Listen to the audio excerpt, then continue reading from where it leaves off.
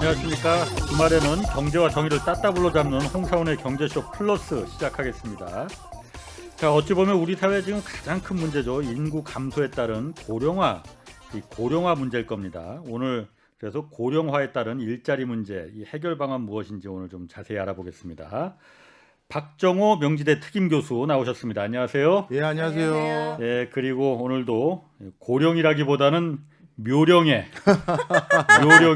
묘령의 여인. 네, 여러분. 좌충우돌 오윤혜 씨 나오셨습니다. 네, 안녕하세요. 여러분 오윤혜입니다. 반갑습니다. 오늘도 의상이 아주 블링블링하십니다. 감사합니다.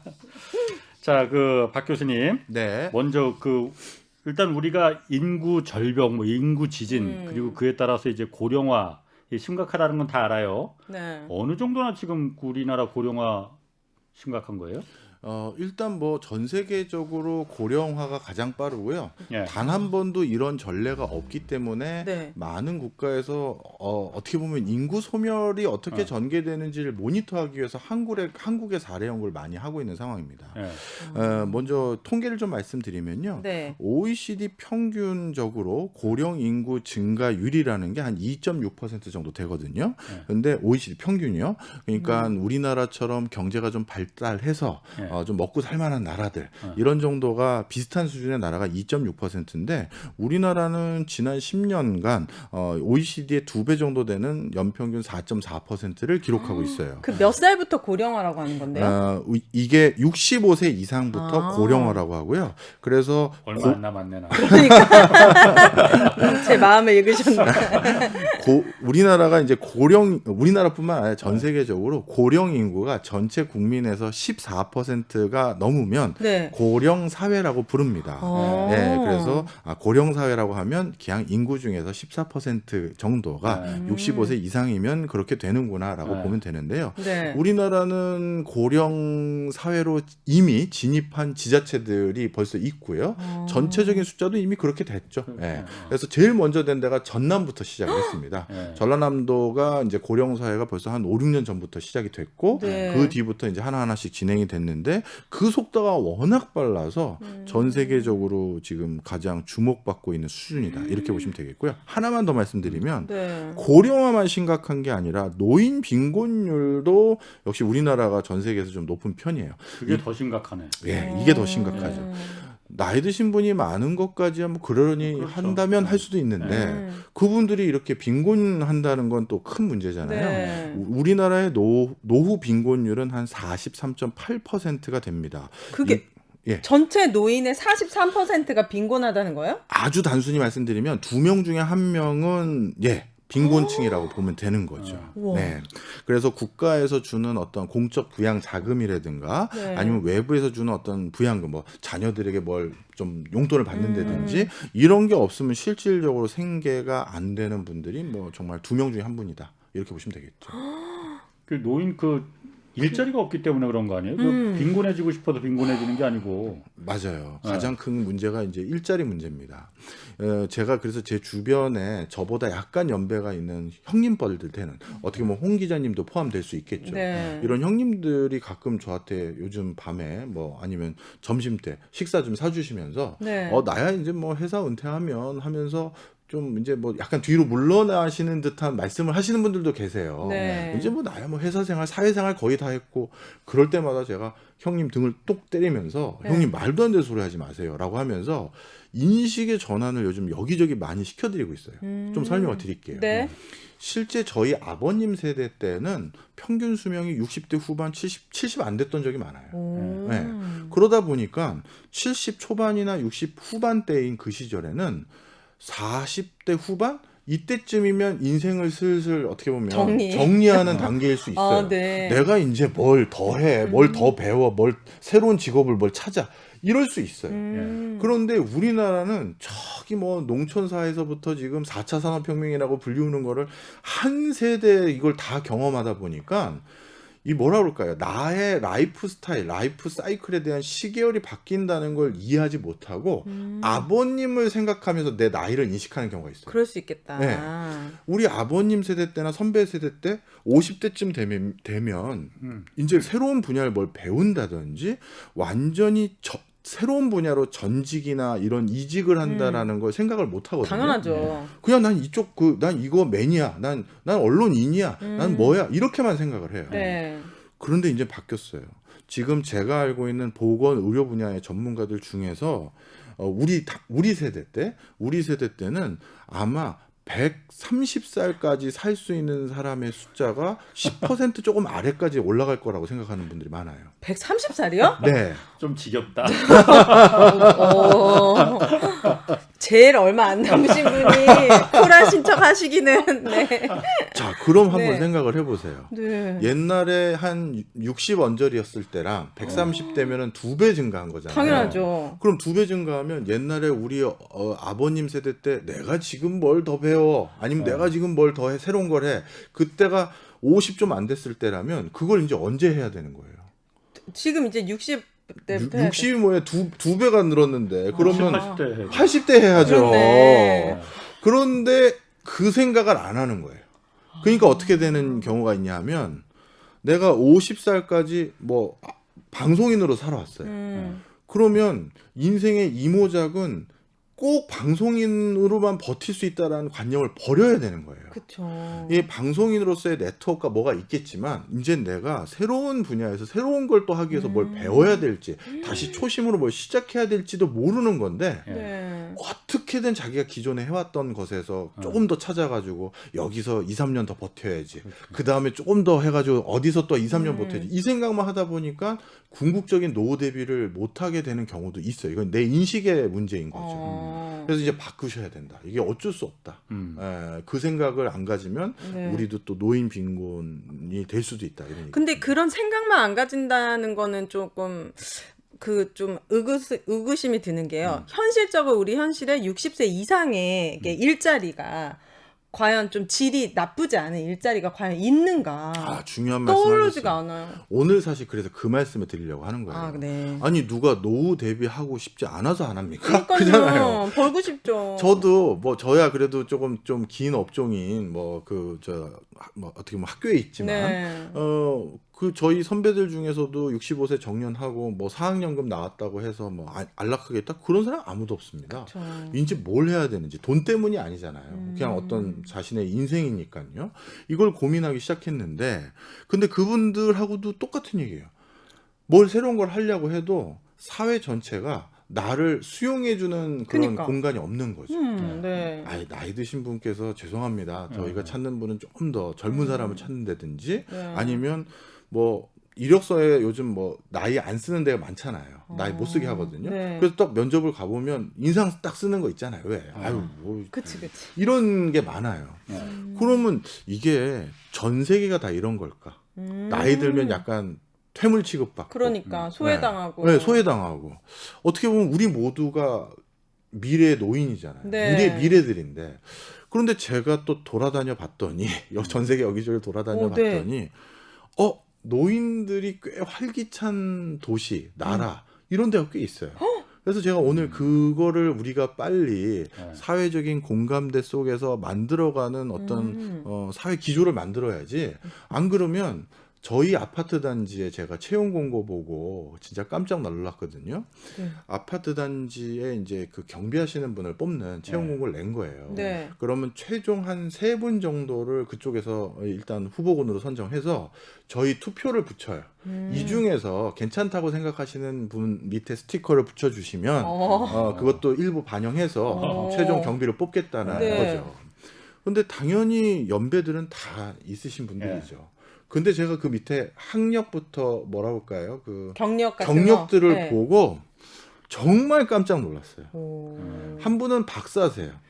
아. 그리고 한 분은 대기업의 임원까지 하셨던 분이에요. 우와. 그런 분들까지도 지금 일자리가 없으니까 네. 아파트 경비, 대박이다. 뭐 또 프랜차이즈 무슨 뭐 편의점, 뭐 공인중개사 따서 뭐 부동산, 뭐 이 몇 가지로 다 몰려버리는 거예요. 이런 불상사가 생기는 거죠. 네. 그러니까 그런 거지 뭐. 그러니까 조금 전에 아까 다른 나라도 그렇고 뭐 그 사례 좀 얘기해 주신다고 하셨잖아요. 맞아요. 이제 우리나라는 없거든 사실. 우리나라는 없어요, 직업이. 그렇죠. 그런데 있는 나라들이 있더라는 거예요. 어디죠? 그래서 제가 설명을 드리려는 네. 거예요. 제가 그래서 이거를 요즘 여기저기 뭐 국회든 아니면 뭐 정부 그 기관의 강연이든 할 때 이걸 많이 말하는데 네. 고령 친화 산업을 육성할 때가 됐다. 고령 친화 산업. 네. 좀 설명을 드리겠습니다. 그동안 우리나라에서 주목하고 육성했던 산업군들이 뭔지를 한번 떠올려 볼까요? 우리나라를 대표하는 산업 뭡니까? 창조산업. 아니요. 나 또 틀려. 너무 좌충우돌이야. 네. 아니야? 아닌 거 많이 들어봤는데 이 창조산업. 방송의 재미죠. 네. 신조어들이 나온다는 거.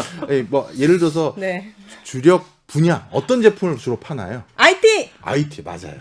반도체든 또는 뭐 요즘 배터리 잘 나가고 네. 있고 뭐 소프트웨어 게임 같은 것도 판매하고 네. 그다음에 가전 제품 팔고 이 자동차도 이제 전기 자동차도 나가고 있고 뭐 이런 것들이죠. 네. 이런 업종들이 어떤 업종이라고 제가 부르냐면 와해성 혁신을 기반으로 성장하는 업종들이에요. 곧 무너질 거라 이거죠. 아니 그게 아니라 그게 아니래요. 전에까지 축적해놓은 지식과 노하우는 의미가 없고 제로섬에서 다시 열리는 걸 말하는 거예요. 그걸 와해성 혁신이라고 부르는 거예요. 전에 축적한 데서 얹는 게 아니라 이걸 싹 없애고 다시 가는 거죠. 대표적으로 제가 자주 드는 예예요. 저희 때 브라운관 TV 만드는 걸로 석박사를 한 친구들이 있어요. 오. 근데 그 친구들 지금 필요가 없어졌잖아요. 예. 브라운관 TV 그 유리를 이 단단한 유리로 만들기 위한 그 유리 관련해서 내가 계속 공부했는데 어느 순간 졸업했더니 LCD가 됐고 또 지냈더니 뭐 OLED가 돼버리고 이제는 휘어지는 뭐 디스플레이로 뭐 어느 순간에는 연장은 있겠지만 그러니 이게 바로 와해성 혁신이라는 거예요. 그 IT도 마찬가지예요. 제가 예전에 그 공공기관 다닐 때 그때 저희 홈페이지 바꾸거나 데이터 무슨 처리하는 그런 프로그램 짤 때 발주했던 그 업체들에게 가끔 저희 학교 거 뭐 발주하는 거 물어보려고 전화를 하잖아요. 네. 그러면 어떻게 되냐면 안 해요? 못 한다는 거예요. 왜? 언어가 달라졌어요. 우리는 웹에서 예. 했던 건데 그건 앱인데 이건 내가 모른다는 거죠. 세상에. 그럼 그분은 20년을 그 분야에서 종사를 했는데 예. 20년 종사한 사람 입에서 뭔 얘기가 나왔다? 몰라요가 나오는 거죠. 이건 제가 하는 언어가 아니에요인 거예요. 예. 그분이 솔직한 거고 원래는 수주 받아서 이제 그 뭐죠? 그 밑에 있는 친구들에게 줘버리죠. 자긴 모르더라도. 자, 그게 바로 와해성 혁신을 기반으로 성장하는 인더스트리인데 네. 이런 인더스트리는 쉽게 해서 우리의 미래. 노인들이 설 자리가 없어요. 없을 것 같은데? 없죠. 나도 내 설 자리도 없는데. 네. 우와. 자, 그리고 네. 지금 우리나라에서 네. 다음번 먹거리로 우리가 집중 육성하겠다라고 생각하는 분야들도 한번 꼽아보세요. 뭐 있습니까? 해피밀 아니 무슨 밀 무슨 일? 자, 인공지능, 아, 네네. 뭐 예를 들어서 뭐 죄송합니다. 빅데이터, 죄송합니다. 무슨 뭐 바이오 뭐 이런 네. 거잖아요. 네. 전부 먹는 거 말고 진짜 전 먹거리가 그 먹거리가 아니고요. 생각한 거예요. 예, 이해했습니다. 아유, 재밌었어요. 재밌었어요. 죄송합니다. 저는 알면서 농담하신 줄 알았는데 아니었구나. 저 농담하는 사람 아닙니다. 네. 자, 그러면 미래 사회에 또 육성하겠다라는 분야를 보세요. 방금 말씀드렸던 2차 전지라는 배터리, 반도체, 인공지능, 뭐 이런 뭐 메타버스 뭐 이런 거잖아요. 네. 그 분야에 주축이 되는 사람들의 전형적인 모습을 떠올려 보십시오. 굉장히 젊고 일론 머스크. 네, 맞아요. 뭐 40대도 아니고 30대에 막 천재성 있는 뭐 이런 거 떠오르잖아요. 꼴배기 싫어요. 네. 저도 네. 어느 순간인가 그런 친구들이 어린애라고 보게끔 된 나이가 돼버렸어요. 네. 옛날에는 야, 내 친구는 저렇게 잘 나가는 데였던 나이였는데 이제는 바뀌었어. 자, 무슨 얘기냐? 그 분야들의 주축은 다 젊은 사람들에게 적합한 업종이에요. 네. 대표적으로 요즘 그 코로나19 터지고 나서 전 세계에서 가장 각광받는 또 산업이 하나 있는데 암호예요. 암호요? 사이버 보안. 이제 집에서 일을 하지 않고 저 회사에서 일을 하지 않고 집에서 일을 하는데 네. 예전에 회사에서 일을 할 때는 이 친구가 어떤 화면을 보는지 어떤 걸 기록하는지 회사 서버에서 다 관리 감독했거든요. 예. 그리고 우리 큰 회사들은 들어갈 때 USB나 노트북도 함부로 못 가져가잖아요. 그렇죠. 그래요. 그래서 회사의 중요한 몇 천억이 되는 이 도면이나 내부 정보가 외부에 안 나간다는 걸 잘 관리할 수가 있었는데 코로나 터지고 다 집에서 근무한대요. 네. 그럼 이 친구가 이 중요한 화면을 보고 있는데 이걸 누구한테 전송을 했는지 누굴 보내줬는지 참 이게 좀 골치 아파지기 그쵸. 시작하잖아요. 그래서 전 세계적으로 뜨고 있는 산업 중에 하나가 이제 사이버 보안, 우와. 암호와 관련된 건데 이 암호 분야를 가리키는 학문이 암호학이라는 거예요. 진짜요? 근데 이 암호학. 암호학이라는 건데 이 암호학 분야는 수학을 기반으로 하거든요. 예. 근데 이쪽 분야는 그 교수가 네. 나이가 딱 40이 넘어가는 순간 실질적으로 은퇴해요. 그 사람 머리에선 더 나올 게 없다라고 생각하는 거예요. 예. 우와. 네. 뭐 수학 분야도 마찬가지고 그래요. 40을 넘었으면 저분은 이제 더 이상 논문 못 써. 네. 이렇게 오. 얘기를 해요. 무서운. 그러니까 정말 이쪽이 뭐 곳이다. 팍팍 돌아가는 거죠. 네. 네. 자, 그런데 지금 다시 한번 돌아와서 말씀드리면 한국에서 우리나라에서 80년대 이후부터 지금까지 육성하려는 대표적인 산업군들이 전부 이 모양이에요. 이쪽이에요.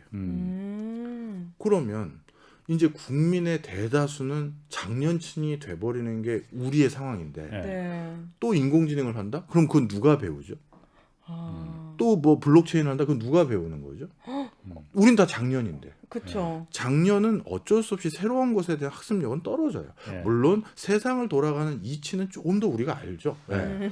그런데 우리한테 맞지 않는 옷을 자꾸 국가가 예전처럼 또 강요하는 거예요. 이제 인공지능이야. 이제 뭐야. 제가 그걸 하지 말자라는 게 아니라 그럼 대다수인 우리 장년층들에게는 예.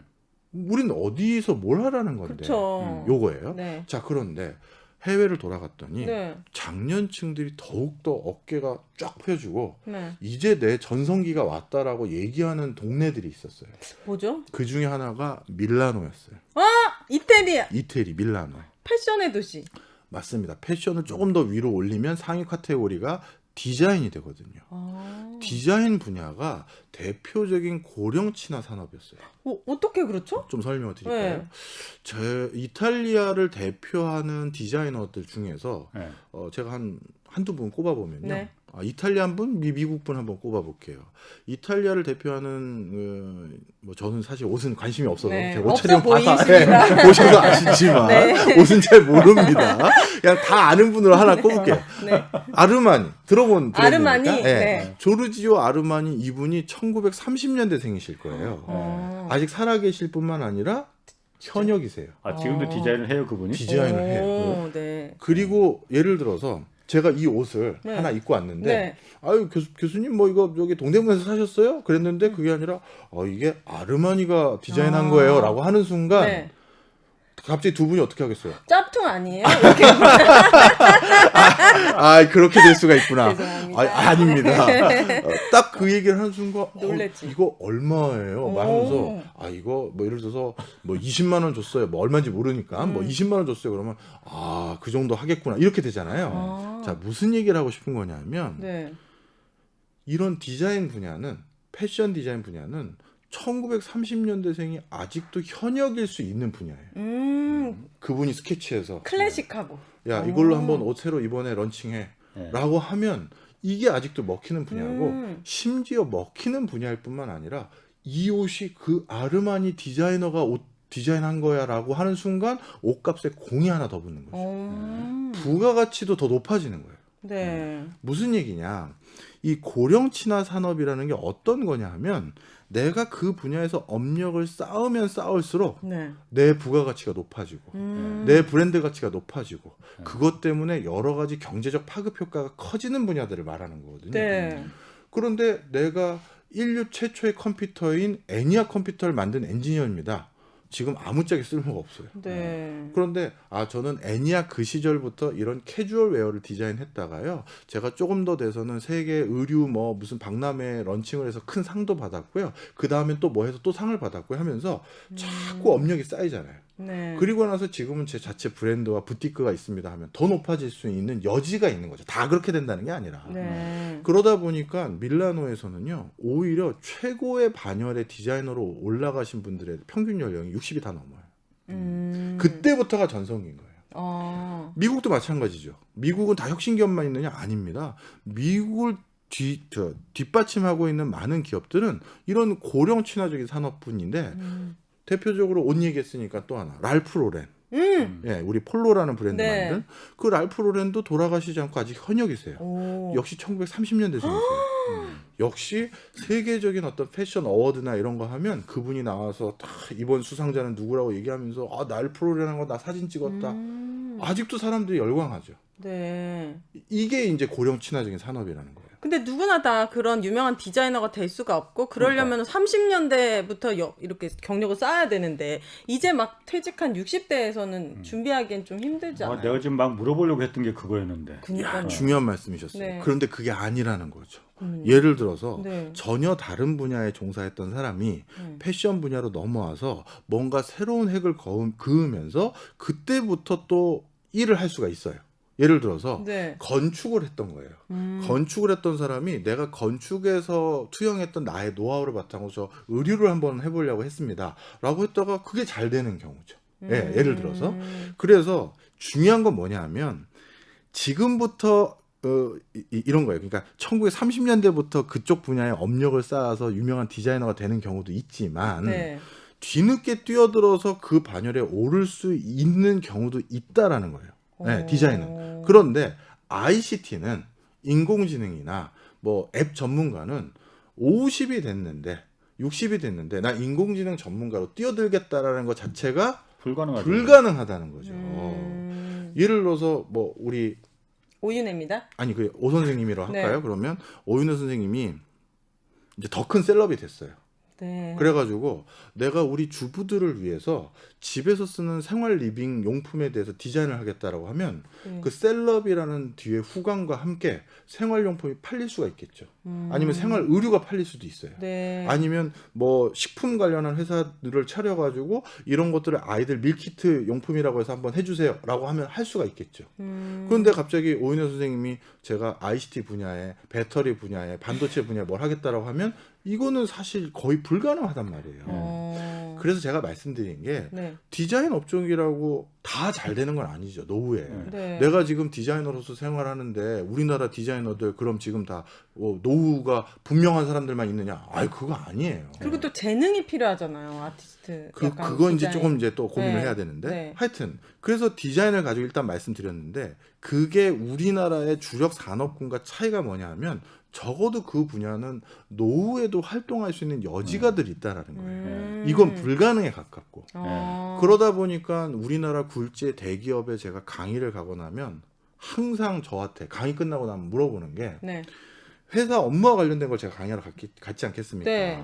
그럼 자기 업무와 관련된 걸 물어보는 게 아니라 교수님은 경제 전문가니까 뭐 파리 뭐뭐뭐가 나요, 뚜레 뭐뭐뭐가 나요 이런 걸 물어보는 거예요. 아, 프랜차이즈. 네. 빵집. 네. 아니면 퇴직하고 편의점 나서 거기 그렇죠. 가니까. 어떡해. 퇴직한 노후가 걱정인 건데 네. 그 노후를 꿈꾸는 게 지금 하고 있는 이 업과 관계가 없는 걸로 꿈꾸는 거예요. 예. 그쵸. 그러다 보니까 지금 업무에 대한 몰입도도 떨어지고 회사 업무에 대한 만족감도 떨어지고 자꾸 다른 걸 꿈꾸게 될 수밖에 없는 업종에 종사하는 사람이 우리나라는 그게 메인스트림인 거예요. 그런데 디자인 쪽은 적어도 그건 아니거든요. 예를 들어서 제가 이걸 계속해서 나중에 제 샵을 한번 열어볼까? 내 자체 브랜드를 만들어볼까? 아니면 이제 그냥 프리랜서로 외주를 받아서 해볼까? 이런 업과 관련된 걸로 생각하는 게 가능하잖아요.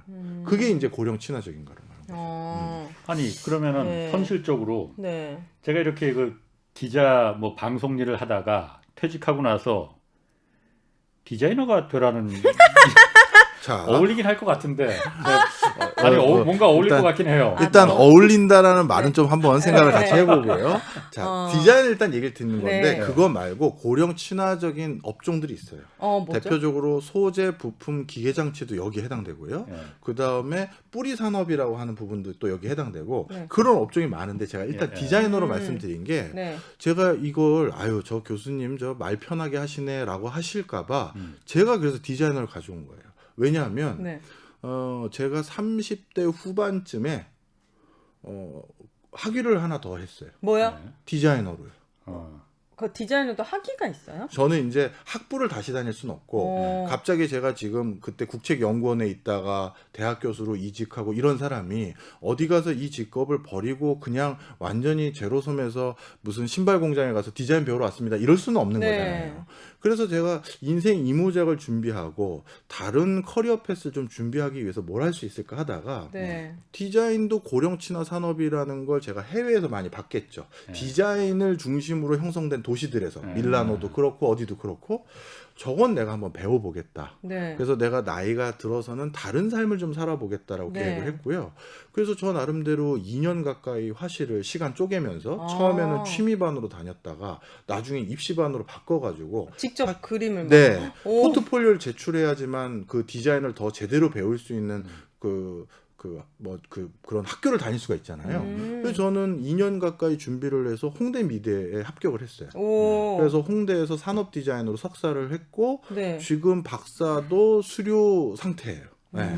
그래서 저는 공부를 마친 거죠. 네. 그리고 그걸 마치고 그냥 공부만 더 한 거냐? 아니에요. 저 같은 경우는 계속 그거를 활용하려고 애를 썼어요. 네. 그래서 기회가 있을 때마다 디자인 쪽으로서의 저의 업력을 쌓아가기 위해서 이거는 나중에도 할 수가 있는 거기 때문에 그런 믿음이 있어서 그래서 3, 4년 전에는 제가 크게 참여할 수 있는 아주 귀한 기회를 얻었던 게 광주 디자인 비엔날레의 큐레이터로 참여를 한 적이 있어요. 아시아에서 제일 큰 디자인 비엔날레고 전 세계 3대 디자인 비엔날레인데 큐레이터로 참여하면서 공간 디자인이라든가 여러 가지 이제 그런 디자인 관련한 실제 퍼포먼스를 했었고요. 이번 같은 경우는 이번 10월 달에 서울 DDP라고 있어요. 네.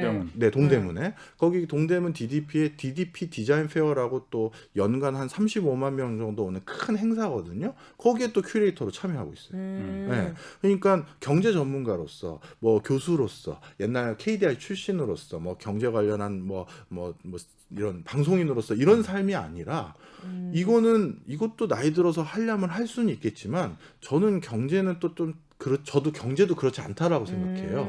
이제 제가 전혀 모르는 새로운 산업의 생태계가 생기는 건데 그런 것들에 대해서 과연 제가 후배들에게 이길 수 있을까? 형님, 이제 양자 컴퓨터는요, 형님 때랑 완전 다르게요. 어떻게 하면 그걸 내가 얼마나 알아들을 수 있을까? 솔직히 자신이 없었어요. 네. 그러면 저도 준비를 해야 되잖아요. 그래서 저는 엄청난 시간과 노력을 써가면서 나의 고령에 적합한 남의 그 아파트 경비 일자리를 저까지 뺏고 싶진 않았어요. 그래서 저는 이제 새로운 걸 하고 있고 내후년쯤에는 디자이너로서 제 브랜드로 샵을 열어볼까 온라인상에서 그리고 아니면 이 디자인한 이 내용을 어느 외부 이제 물건 만드는 곳에다가 보내서 당신이 만들어주고 나는 디자인 권만 그러니까 저작권 같이 런닝 개런티만 받을까? 저는 그걸 직접 하고 있는 상태예요. 근데 근데 이제 교수님 같은 경우는 워낙 머리도 똑똑하시고 그런 게 하니까 홍대 아니에요. 미대도 이렇게 학위를 따시는데 좀 더 현실적으로 50대 후반이나 60대이신 분들이 할 수 있는 그리고 그런 좀 고령들에게 좀 적합한 직업이나 분야가 있다면 저는 딱 떠오르는 게 그분들의 삶의 지혜를 배울 수 있는 카운셀링 같은 거 있잖아요. 그런 것도 좋고요. 네. 제가 또 다른 거 하나 말씀드리면 제가 또 요즘은 뵌지 오래된 분이에요. 이분은 다른 일을 하셨는데 옛날부터 본인이 좋아하던 게 막걸리이셨어요. 막걸리 한잔 하고 뭐 하는 거죠. 나랑 똑같네. 그러세요? 언제 한번 여기 하시죠. 주정뱅이 막 이런 술을 너무 저도 네. 막걸리는 엄청난 메뉴. 막걸리 저는 좋아하시고. 막걸리밖에 안 마셔요. 그러시구나. 네. 저 막걸리 엄청 좋아하는데 네. 요즘 빠진 거예요. 한 몇 년 됐죠. 네. 그런데 이제 그분은 전국을 돌아다니면서 이 동네는 무슨 막걸리가 좋고 저거 막걸리가 좋고 거기에서 끝인 게 아니라 마시는 거에만 끝인 게 아니라 야 막걸리 한번 내가 만들어 봐야겠다 어. 해서 그냥 원래 다른 일을 하실 때도 막걸리를 직접 제조하는 방법을 정말 정교하게 한 거죠. 취미 삼아 한 게 아니라 점점 고도화 시킨 거예요. 네. 그리고 자신의 원래 직업을 그만둘 때쯤 어떻게 했느냐? 네. 그동안 자기가 막걸리에 대한 엄청난 지식과 경험과 노하우를 쌓은 걸 가지고 막걸리 학교를 만드셨어요. 어. 그게 우리 지금 삼청동에 아직도 삼청동에 있는지 모르겠네요. 이분 연락드린 지 오래돼서 삼청동에 막걸리 학교라는 걸 열었는데 이 학교는요. 네. 그 개강을 하거든요. 2달 과정이나 뭐 이런 게 있어요. 그 개강한 그날 모든 수강생이 다 차요. 인기가 너무 많아. 인기가 너무 많아서. 인기가 많을 수밖에 없죠. 막걸리를 가리키려면 어떻게 하겠습니까? 먹어봐야 되잖아요. 수업 끝날 때쯤이면 다들 권하해져요.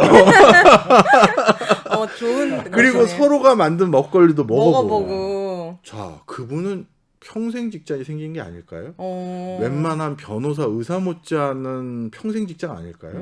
바로 이런 거라는 거예요. 저를 보고 아유 교수님은 그래도 공부하는 게 직업이니까 새로운 걸 쉽게 배워서 이렇게 하시잖아요. 네. 제가 다른 사람들에게 저도 안 하면서 그렇게 하십시오라고 하면 참 주제 넘은 소리고 그럴까봐 제 그냥 개인사를 그냥 방송에서 그냥 오픈을 한 건데 네. 저도 뭐 굳이 개인적인 거 이렇게 얘기해서 좋을 거 없거든요. 방송에서 그냥 주제 넘은 소리는 아닙니다. 저도 노력 많이 하고 있어요. 제 노후를 위해서라고 말씀드린 거지만 네. 이런 경우가 아니고 내가 오랫동안 즐겼던 취미를 바탕으로 이걸로 이어지신 분도 계시고 홍목수. 그러니까. 홍목수 뭐 갑시다. 그런데 그게 뭐 저도 그러니까 제가 그런 생각을 하고 있거든요. 네. 뭐 교수님도 개인 얘기를 하셨으니까 저도 이제 이 현직에서 방송 KBS에서 이제 퇴직하고 나면은 내가 정말 좋아하는 일이 자기가 좋아하는 일을 하는 게 가장 좋은 거잖아요. 네. 그렇죠. 나무 만지는 걸 좋아하니 네. 나중에 내가 목수를 해야겠다 그러는데 네. 그게 호구지책이 될 것 같지는 않거든요. 다만 아까 말씀하신 제가 공감하는 부분이 있어요. 디자인 부분. 디자인 부분은 오래 그 일에 종사할수록 그 예를 들어서 나무를 많이 만지면은 여러 가지 디자인이 그 훨씬 더 달라지죠. 좋은 것 같아. 젊은 예. 사람이 그걸 따라올 수 없는 맞아요. 분야거든요. 예. 그 부분은 제가 공감은 하는데 예. 그게 밥벌이가 되겠느냐? 내가 60 넘어서도 돈을 좀 벌어야 되는데 네. 벌이가 되겠느냐? 그 부분은 사실 좀 자신이 없거든요. 맞습니다. 그래서 제가 오늘 이런 자리에서 그 얘기를 드리는 이유가 해외에서는 그런 커리어 패스가 이어질 수 있는 경로들을 많이 만들어줘요. 만들어줘요. 맞아요. 약간 제도적으로 사회적으로. 예. 그래가지고 단순 취미인데 이게 직업으로서 바뀔 만큼 아마추어리즘이 프로페셔널로 바뀔 수 있을까요? 라고 했을 때 그 중간 과정들을 여러 가지로 만들어주는 거예요. 근데 우리나라는 그런 과정들로 국가에서 제시하고 있거나 아니면 정책 위반자가 내년에 우리 큰 선거도 있는데 저는 고령 친화 산업을 육성해 보겠습니다. 여러분들의 취미를 조금 더 숙련해서 그걸 바탕으로 핸드메이드 뭘 하는 뭐 이런 경로를 만들어 보겠습니다. 이런 공약 전 한둘도 찾아본 적이 없어요. 그렇네요. 인공지능 전문가 10만 양성별 뭐 이런 것들이 있지. 청년층에게 일자리 제공하고. 없죠. 네. 제가 근데 그게 또 왜 그런지는 저도 지근해서 보니까 이해는 되더라고요. 친한 분들 중에서 정치 쪽에 계신 분들이 없는 건 아니에요. 네. 그분들에게 여쭤봤더니 참 이게 애틋해요. 얘기를 들어보면. 본인들이 통계는요. 청년 취업난보다 청년 실업난보다 황혼 실업난이 훨씬 더 심각해요. 청년들은 하다못해 부모님이 야 용돈이나 해라 하기도 하고 또 알바거리가 좀 있잖아요. 하다못해 커피숍에서 서빙도 젊은 하고. 사람들은 훨씬 선호하잖아요. 맞아요. 그런 기회가 있어요. 네. 그래도. 그런데 장년층은 진짜 아까 말씀드렸던 아파트 경비 된다는 건 맞아요. 하늘의 별 따기인 거예요. 네. 맞아요. 그런 상황에서 이게 훨씬 심각한 게 통계적으로 드러났는데 네. 뭐 소득적으로도 그래서 공약을 그런 걸로 만들려고 이제 보좌관들하고 준비를 하잖아요. 네. 그러면 현장을 돌아보잖아요. 뭐 어르신들 많은 탁골공원을 간다든가 재래시장을 간다든가 그러면 그 어르신들이 하는 말이 참 애틋한 거예요. 나는 이미 살 만큼 살았고 내가 어떻게든 내가 내 그 밥벌이 내가 할게. 우리 애 취업이 안 됐으니까 걔 좀 어떻게 좀 해봐.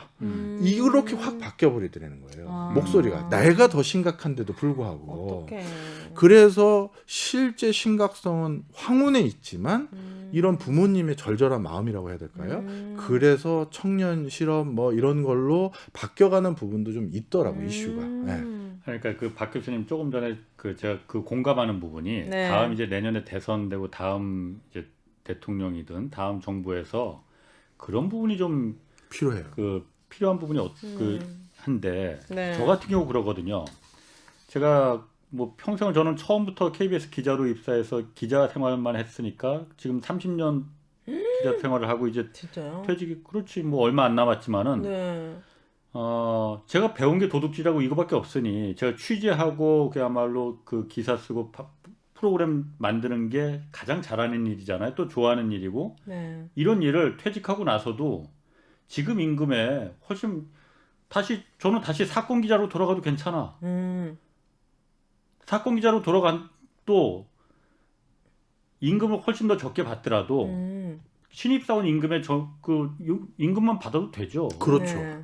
그동안 모아놓은 거 있고 그러니까는 다만 내가 좋아하는 일을 계속 내가 내 이 그 어떤 경험이나 노하우를 계속 이 사회에 또 KBS에 아니면 다른 방송국 다른 언론사든 계속 일을 할 수 있으면 좋겠는데 아예 딱 입구부터 막히거든. 맞아요. 당신이 국장까지 하신 분인데 뭘 어떡해. 부담스러워. 이거 연봉 3천만 원, 2천만 원에 어떻게 일을 시킵니까 우리가?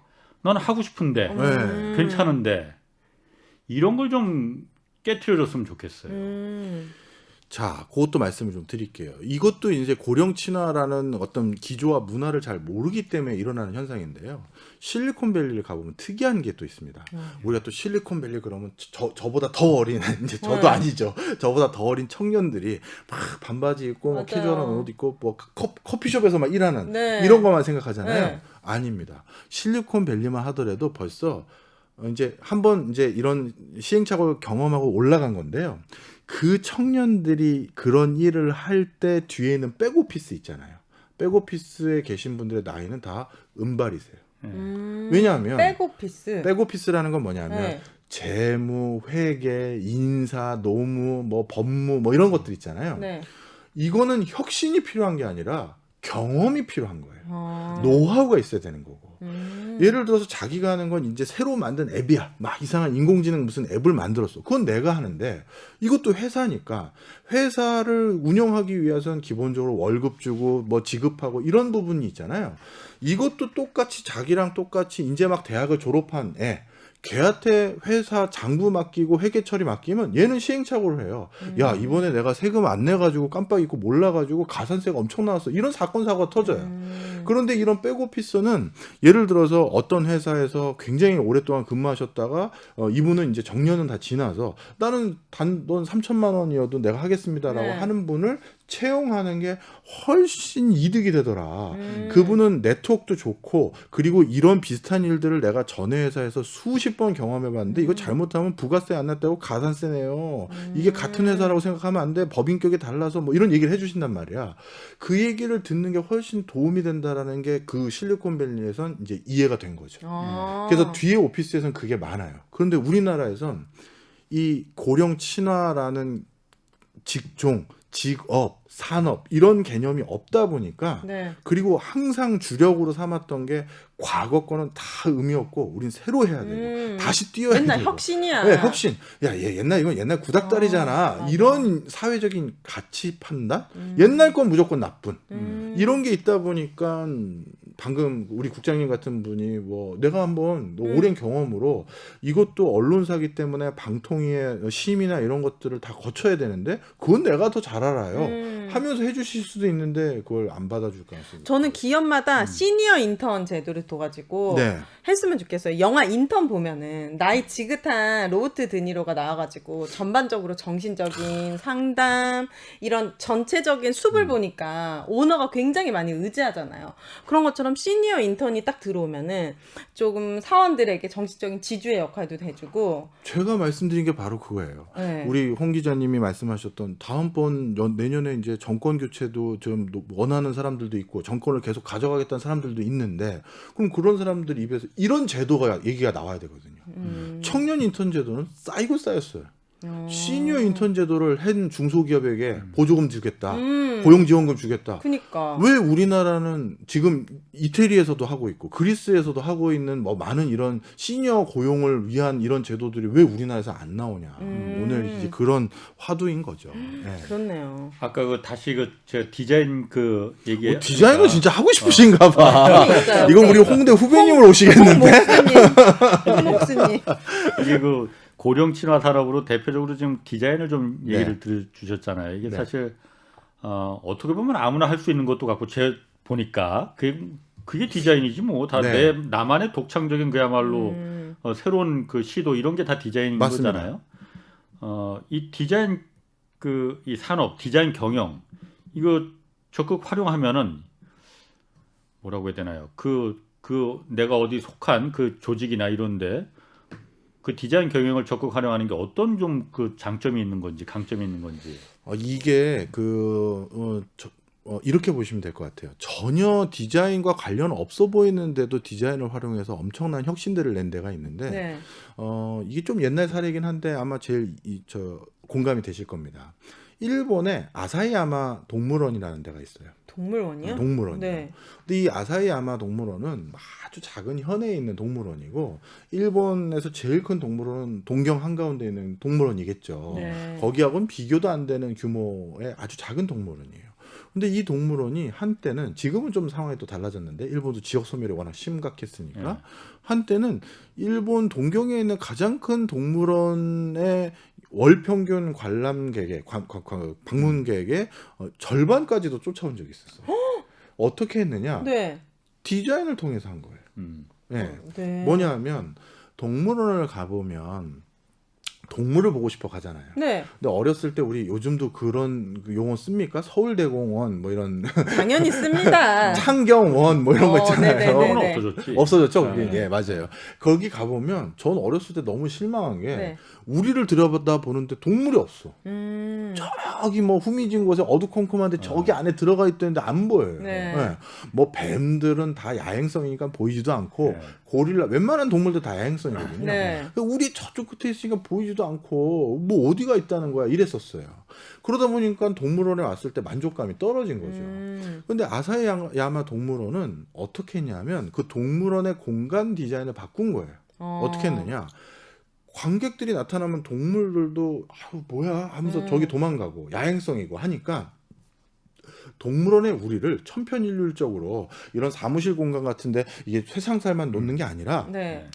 동물들의 행태에 부합하는 형태로 우리를 만들어주잖아요. 음. 그래서 그러면 자연스럽게 그 관람객들에게 가까이 올 수밖에 없게끔 만든 거죠. 오. 대표적으로 원숭이 우리는 어떻게 했냐면 네.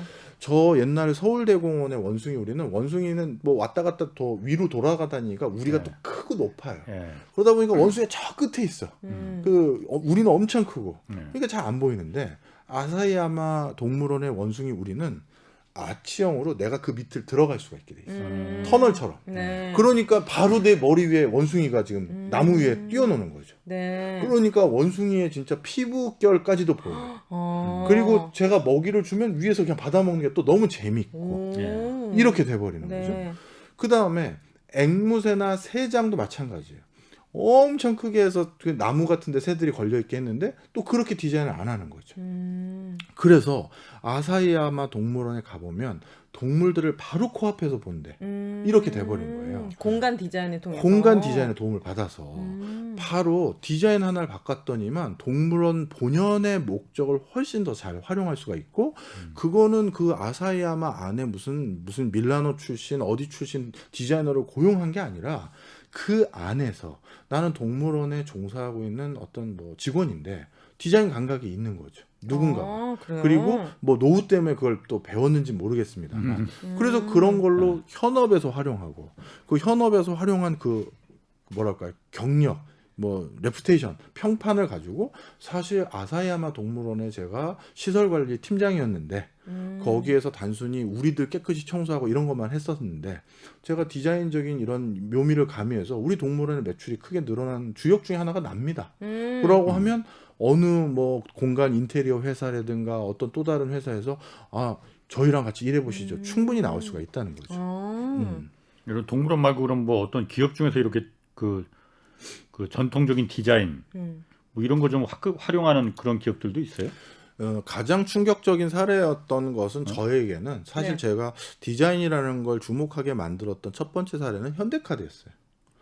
예, 현대카드가 원래는 현대카드가 아니라 동양카드였거든요. 그래요? 옛날 전신이 동양카드였어요. 이 동양카드 때는 지금은 없어진 카드사니까 제가 편하게 좀 말씀을 네. 드리자면 동양카드 직원 말고 동양카드를 쓴 사람을 제가 본 적이 없을 정도로 나도 처음 들어봤는데. 그러니까. 동양. 업계 최하위였어요. 아. 그런데 현대그룹에서 예. 뭐 갑자기 카드 사업에 진출하겠다는 거예요. 예. 네. 그래가지고 그 당시에 이제 업계 1, 2등 하던 카드 하나 회사 하나가 매물로 나왔었거든요. LG 카드라고. 네. 그렇지. 그래서 그 네. 현대 정도니까 LG 카드 같이 큰 회사 인수해서 그러면 하려나 보다 예. 생각을 하고 있었었죠. 네. 그런데 그게 아니라 제일 업계에서 그 밑에서 1, 2등 동양. 하고 있는 동양 카드. 진짜. 지금 우리도 처음 처음 알았던 듣는데? 예, 그 카드사를 인수하겠다는 거예요. 어. 그래서 뭐야 당황했죠. 듣보잡 카드사에. 듣보잡 그러니까요. 카드사를 예. 특히 그 당시 카드라는 건 이미 레드오션이었어요. 지갑에 카드 4-5장씩 다 있는데 그걸 인수해서 뭘 어떻게 하겠다는 거지? 당황했었는데 네. 그 다음 기사 내용을 보고 제가 더 충격을 먹었어요. 예. 그럼 그 카드사를 인수한 다음에 업계 1, 2등으로 올리기 위한 경쟁력 혁신 역량을 뭘로 잡았나 네. 봤죠. 뭐 수수료를 최하위로 낮춘다든지 전국에 카드 지점을 만들어서 쉽게 뭘 금융 서비스를 한다든지 뭐 그런 거 생각했었거든요. 네. 네. 근데 그게 아니라 디자인을 가지고 업계 1등을 하겠다라는 어. 거예요. 오, 먹혔네. 금융회사가 디자인으로 예. 이게 뭔 소리야. 그땐 그렇게 생각을 했죠. 네. 그리고 나서 제가 아주 운 좋게 저는 이제 강의 뭐 상공회의소나 이런 데 강의를 좀 다니잖아요. 네. 뭐 전문가로서. 근데 그쪽 그 카드사에 제일 높으신 분 중에 한 분을 만날 기회가 있었어요. 그런 네. 큰 강의장에 가서 라운드 테이블 앞에 근처 어디 앉아 계시더라고요. 그래서 제가 정중하게 여쭤봤죠. 아, 전 공부하는 사람인데, 근데 너무 궁금해서 그렇다. 그거 어떤 아이디어냐? 그랬더니 그분이 저를 이렇게 쳐다보시면서 나쁜 의도로 이런 걸 물어보나 싶었는데 딱 눈이 그냥 의심. 공부하려고 네. 호기심 어린 눈빛이라고 생각해 주신 건지 아주 편하게 얘기를 해주셨는데 내용이 간단했어요. 저희는 당연히 디자인이었다. 왜요? 했더니 과거에는 금융 서비스를 쾌적하게 해주려면 우리 사는 동네에 가장 가까운 데 지점이 있어야 돼요. 그게 최선책이에요. 네. 아니 은행 통장 개설할 때 어디다 합니까? 집에서 가까운 데 하는 거잖아요. 아니면 옛날에 직장에서 개설하라는 데 한 거고. 그런데 만약에 옛날 20세기처럼 금융업이 그런 행태라면 업계 꼴등이 카드 회사를 인수하면 안 된다고 생각을 한다는 거예요. 네. 가장 지점이 가까워서 그 지점에 가서 카드 하나 개설하려고 하는데 한번 뭐 써야 되잖아요. 네. 뭐 쓰고 뭐 신분증 보여주고 해고 뭐 또 뭔가 대출을 받던 카드론을 받던 했을 때도 또 거기 가서 뭘 하고 해야 되는데 네. 그러려면 전국에 그 지점 만들고 그 지점에 있는 직원들 뽑아야 되고 인테리어 비용 다 들어가야 되고 천문학적인 돈이 들어가서 그거는 할 수 있는 비즈니스가 아니었대요. 그런데 현대카드가 그 동양카드 인수할 그 즈음인 2002년 이쯤이 네. IT가 이제 제대로 붐업이 돼서 예. 금융이라는 게 금융 서비스라는 게 지점을 갈 일이 아니라 이제 전부 다 지금은 스마트폰, 옛날에는 컴퓨터 화면에서 거기서 다 신청하는 형태로 바뀌어 버렸다는 거죠. 네. 앞으로는 다 그걸로 바뀔 거고. 예. 그렇다면 좋은 금융 서비스를 제공하기 위해서는 홈페이지만 잘 만들면 되는 거 아니야? 이 생각으로 들어갔다는 거예요. 네. 그럼 홈페이지를 잘 만든다는 걸 요즘 용어로는 UX, UI 디자인이라고 부르는 거고 그 당시에는 웹 디자인이라고 부르는 거죠. 네. 그래서 그러면 이건 디자인으로 승부하면 되는 거네. 그리고 그 뒤부터 현대카드는 이런 거죠. 우리가 가끔 이런 카드 회사나 관공서 들어가면 여기 들어가서 뭐 신청해서 무슨 서류 떼시면 됩니다 하는데 나도 배울 만큼 배운 사람인데 보면 그 메뉴가 안 보여. 도대체 어디에서 그걸 신청하라는 그렇죠. 거야. 그 누르면 또 뭐 하위 메뉴가 또 잔뜩 나오고 또 누르면 어디 가라고 하고 뭔지를 모르겠어요. 네. 근데 현대카드는 어떻게 했느냐? 사람들의 그런 행태들을 분석해서 네. 가장 쉽게 그런 자주 쓰는 기능들을 끄집어서 쓸 수 있게끔 그 메뉴를 구성하고 네. 디자인을 하고 네. 한 거예요. 그래서 여기까지 온 거죠. 그래서 지금 현대카드가 업계 뭐 1, 2, 3등 안에 들어가 버렸죠. 그 저는 현대카드 꺼낼 때 되게 예쁘거든요. 레드, 퍼플, 블랙 해가지고 또 소득에 맞게끔 딱 그 카드를 만들 수 있는 그 계층이 정해져 있어요. 사실 블랙 이런 거는 우리 만들지도 못해요. 아, 윤혜 씨 그럼 현대카드를 갖고 계시군요. 저는 갖고 있지만 이 레드, 퍼플, 블랙은 아니고 모든 그냥 카드를 다 갖고 있는 거 아니에요? 저 카드만 5개인데요. 네, 카드깡을 하는 건 아닙니다, 여러분. 그래서 이렇게 꺼냈을 때 너무 예쁘고 간지가 나고 네. 그리고 내가 뭐 레드나 퍼플 꺼내면 왠지 막 약간 으쓱하고 네. 이런 것도 있거든요. 네. 소유하고 싶게 만드는 그 현대카드가 되게 그런 타겟팅을 잘한 것 같아요. 아까 그 말은 그 일본 말이니까 그 저기- 타겟팅? 아니 그 뭐요? 간 뭐 이거 그러니까 좀 폼이 나고 좀 이렇게 아. 언제부터 그렇게 한국말? 네. 여기 KBS예요. 아, 네네. 엘리베이터에도 뭐 외래어 뭐 이런 거 써 있더라고요. 너무 네. 고리타분해. 네. 자, 그래서 이게 이제 우리가 그동안 몰랐던 거죠. 고령 친화적인 분야. 오늘 또 소부장은 얘기도 못했네요. 네, 소재, 부품, 기계장치, 뿌리산업, 디자인 이런 많은 분야가 네. 내가 지금 언론사에 있더라도 디자인적으로 내 미래를 노후를 대비하기 위해서 디자인적인 감각, 경영, 디자인에 대한 실질적인 어떤 식견 이런 걸 여기서부터 구현할 수가 있어요. 소부장에서 소부장도 그럴 수가 소부장도 있고요. 소부장이 그 소재 부품 장비 그거 무슨 상관이에요? 그것도 똑같이 그런 게 있어요. 또 기회가 되면 한번 설명을 드리겠습니다만 그 소재라는 게 사실 우리 조금 방법을 달리하면 양념장하고 똑같다고 생각하면 돼요. 도대체 이게 어떻게 이렇게 되는지는 또 나만의 노하우고 비법이거든요. 예. 그거는 남들하고 다른 나만의 경쟁력을 만들 수 있는 부분들이 꽤 있어요. 예. 자, 그래서 그런 것들을 잘 구축해야 되는데 예. 그런 것들을 구축하는 방법들을 어떻게 해야 된다? 내가 다니는 회사에서 할 수 있다라는 거죠. 네. 아까 그 동물원을 다니든 네. KBS를 다니든 대학에 재직을 하든 네. 이런 것들로 가능하기 때문에 네. 뭐 반드시 저처럼 아주 그냥 지독하니 무슨 학위를 또 따거나 네. 이럴 필요 전혀 없다. 그럼 현실적으로 우리나라에는 그런 노인 인구를 위한 질 좋은 일자리는 거의 없다고 봐도 되나요? 지금은 없죠. 그리고 아까 시니어 인턴 제도니 시니어 의무 할당 고용이니 아니면 그 노인들이 자신의 노후를 대비하기 위해서 저렇게도 살아가는 방법들이 있구나라는 걸 우리는 벤치마킹하는 게 더 중요하잖아요. 그런 걸 많이 기업들의 성공 사례는 열심히 알리면서 노인들이 자기 직업을 이제 자기 취미를 직업으로 바꿔서 잘 사는 사례라든가 이런 걸 알려주면 저렇게도 살 수가 있는 건데 네. 내가 계속 편의점만 경영하고 있었네 아니면 공인중개사 자격증만 따려고 하고 있었네 이런 것들을 바꿀 수가 있는데 인식의 전환을 그런 것들이 많이 부재하다는 거죠. 예. 아까 윤혜 씨 말대로 네. 질 좋은 일자리 그 고령층을 위한 질까지 좋을 필요도 없어요. 맞아요. 예. 질 좋지 않아도 돼. 그냥 내가 내 밥값을 할 수 있는 그걸 원하는 거거든요. 채용이 될 수 있는. 사실 아까 말씀하신 대로 옛날에 60하고 60살하고 지금의 60살하고는 정말 완전. 엄청난 차이가 있잖아요. 네. 저도 내가 나이 들었다고 생각 안 하거든. 네. 그러니까 30대 아니시잖아요. 30대 아니세요? 지금도 네. 나는 다시 옛날 그 힘든 그 사건 기자 다시 얼마든지 할 수 있다. 그 임금 그렇게 월급 많이 안 줘도 돼. 네. 그냥 내가 일할 수 있는 그 자리만 있으면 기회만 좀 있으면 좋겠더라라는 부분이거든요. 물론 그게 그러면은 청년 일자리고 하고 이게 그 경쟁이 돼 버리니까 청년 일자리를 뺏는 거 아니냐라는 그 부분을 어떻게 좀 해결을 좀 누군가는 해 줬으면 좋겠어요. 그러니까 다음 정부에서는 네. 그런 부분을 좀 이 고령화라는 거 어쨌든 그 수요가 있고 문제를 해결해야 되는 부분이 있으니까 네. 그런 부분을 좀 해결해 줬으면 좋겠더라고요. 네. 진짜 우리도 다 나이를 먹는 건데 안타깝네요. 그렇죠. 저 네. 오늘 결론이지 않습니까? 네. 노인들을 터부시하면 안 된다. 우리의 미래다. 당연하죠. 그 뭐 은교의 영화 이런 데서 있었던 것 같아요. 너의 젊음이 네가 잘해서 받는 상이 아니고 너의 늙음이 네가 못해서 받는 벌이 아니다. 저는 그 말이 이야, 되게 갑자기 제목. 다른 사람이 와 있어요. 제목 나왔네. 제목 나왔어. 저는 되게 감동받았었거든요. 예. 네, 자, 힘내시길. 아이고 오늘 두 분 말씀 고맙습니다. 여기까지 하겠습니다. 자, 박정호 명지대 특임 교수 그리고 오윤혜 씨 오늘 두 분 고맙습니다. 감사합니다. 네, 주말에는 경제와 정의를 따따블로 잡는 홍사원의 경제쇼 플러스 오늘 마치겠습니다. 고맙습니다.